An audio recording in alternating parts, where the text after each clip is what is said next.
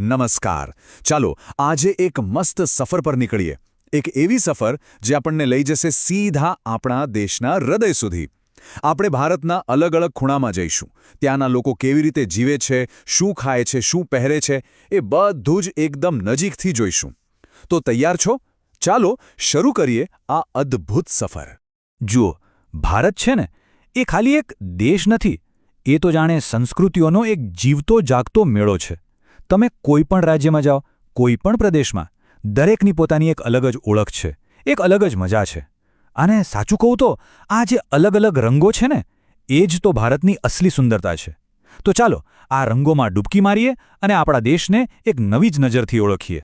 Okay, તો આપણી આ સફરની શરૂઆત ક્યાંથી કરીશું? ચાલો સૌથી પહેલા જઈએ પશ્ચિમ ભારતમાં. હા, રાજસ્થાન અને ગુજરાત જેવા રાજ્યોની ધરતી પર. અહીંની વાત જ કંઈક અલગ છે. અહીં ઇતિહાસ અને ભૂગોળ બંને જાણે એકબીજામાં એવા તો ભળી ગયા છે કે એણે લોકોના જીવવાની રીતને જ એકદમ અનોખો આકાર આપ્યો છે.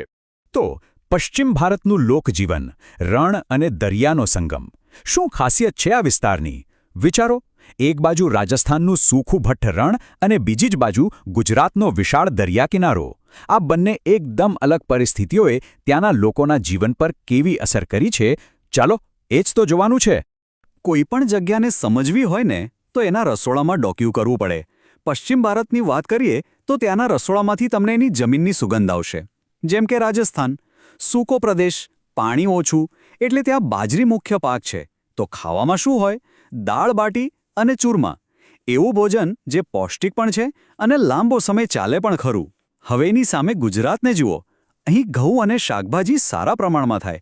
એટલે આપણું મુખ્ય ભોજન શું? રોટલી, ભાખરી, શાક અને દાળ ભાત.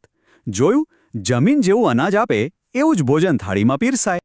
અને જેમ ખોરાકની વાત છે, એવી જ વાત પહેરવેશની પણ છે.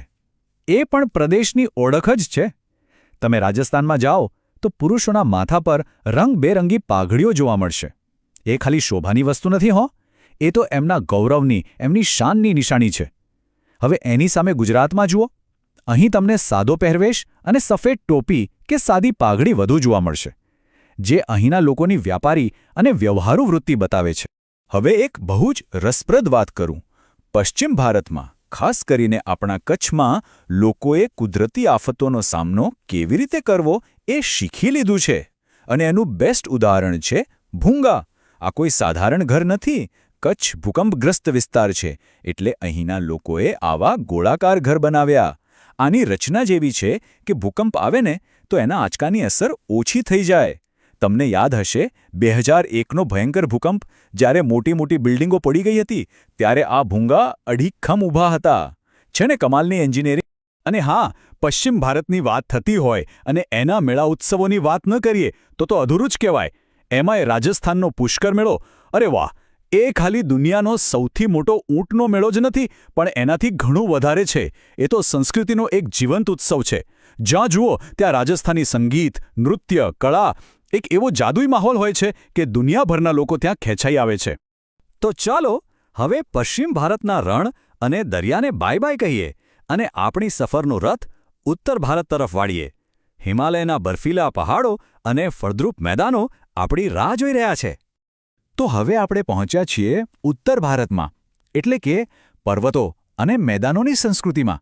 અહીં જમ્મુ કાશ્મીર, હિમાચલ, પંજાબ, ઉત્તર પ્રદેશ જેવા રાજ્યો આવે. અહીંની ખાસિયત શું? એક બાજુ જુઓ તો આકાશને આમતા હિમાલયના પહાડો, અને બીજી બાજુ જુઓ તો ગંગા યમુના નદીના ફળદ્રુપ મેદાનો. આ જે જમીન આસમાનનો ફરક છે ને, એ જ અહીંના જીવનને બહુ જ રસપ્રદ બનાવે છે. ઉત્તર ભારતમાં ઘર કેવું બનશે ને, એ કોઈ આર્કિટેક્ટ નહીં, પણ કુદરત પોતે નક્કી કરે છે. હા, ત્યાંની આબોહવા અને જમીનની રચના જ નક્કી કરે કે લોકો ક્યાં અને કેવા ઘરમાં રહેશે. હિમાલયની હાડ થીજવતી ઠંડી હોય કે મેદાનોની સખત ગરમી, લોકોના ઘર એ પ્રમાણે જ બનેલા હોય છે. જાણે કે કુદરત સાથે તાલમેલ બેસાડતું એક પરફેક્ટ એન્જિનિયરિંગ. આ જુઓ, એકદમ સ્પષ્ટ સમજાઈ જશે. પહાડી વિસ્તારો જેમ કે હિમાચલ, ત્યાં બરફ બહુ પડે, તો ત્યાંના ઘરના છાપરા કેવા હોય? ઢાળવાળા.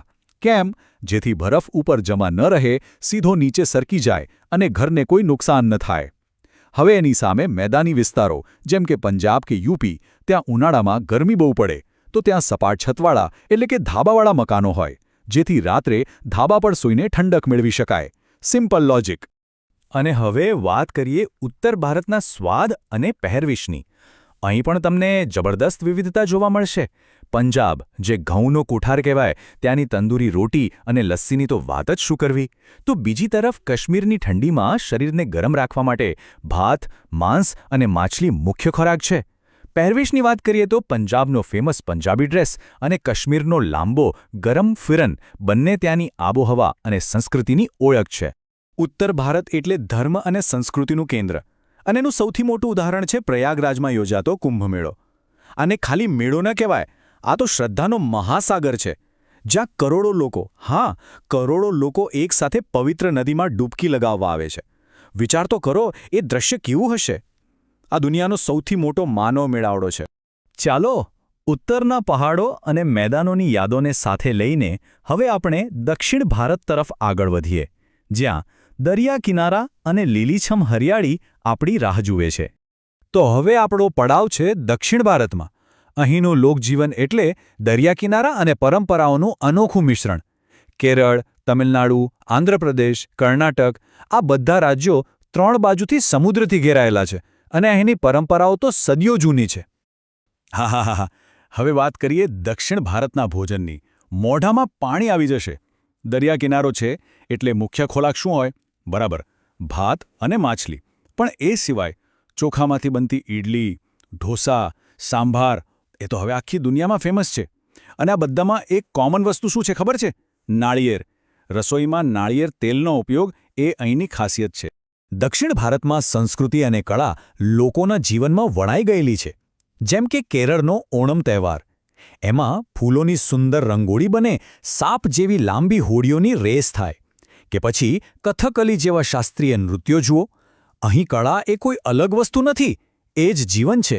તો દક્ષિણ ભારતની સુંદરતાને મનમાં વસાવીને હવે આપણે આપણી સફરના છેલ્લા પડાવ પર પહોંચીએ છીએ. ચાલો, પૂર્વ ભારતમાં આપનું સ્વાગત છે. પૂર્વ ભારત એટલે કે નદીઓ અને પર્વતોનો પ્રદેશ.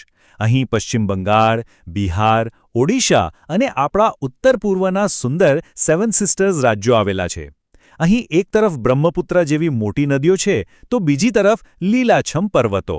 આ જ વિવિધતા અહીંના જીવનને ખાસ બનાવે છે. અને પૂર્વ ભારતની સાંસ્કૃતિક ઓળખની વાત કરીએ તો સૌથી પહેલા યાદ આવે ઓડિશાના જગન્નાથપુરીની રથયાત્રા. આ કોઈ સામાન્ય તહેવાર નથી. આ તો શ્રદ્ધાનો એવો ઉત્સવ છે જેમાં ભાગ લેવા માટે આખી દુનિયામાંથી લોકો આવે છે.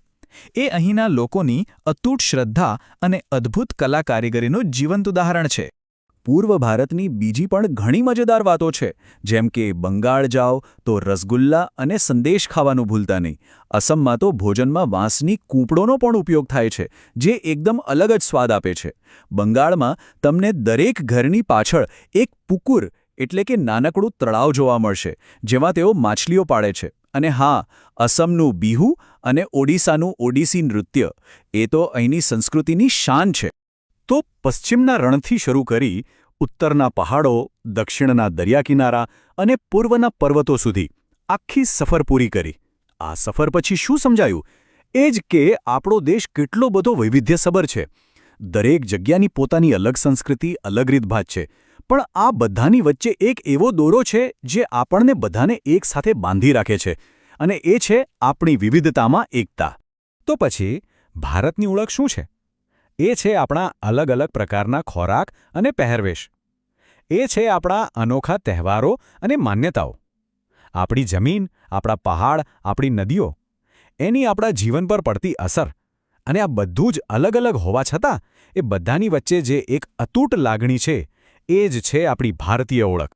તો હવે આખી વાત પછી એક સવાલ તમારા માટે.